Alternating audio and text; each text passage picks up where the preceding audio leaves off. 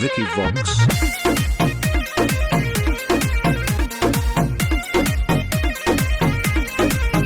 जानू तोरा बिना लागे नहीं मान गे। अच्छा? आज मिले के पालन कर डन गे।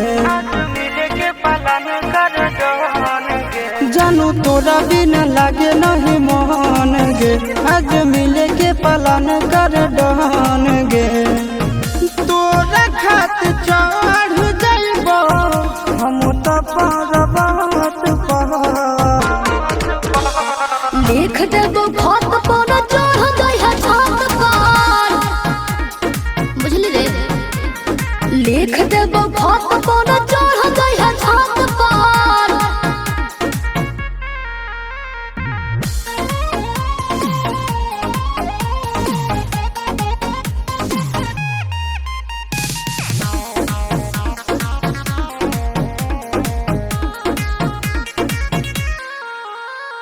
जब कहबी तब अबो जानू तोरो घर गे।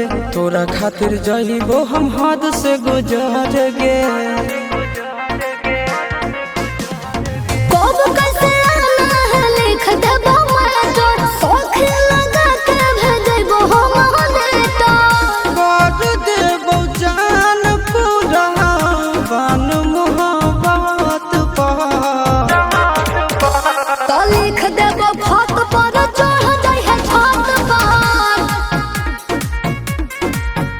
अरे लिख देबो खत पर चढ़ जाइहा छत पर।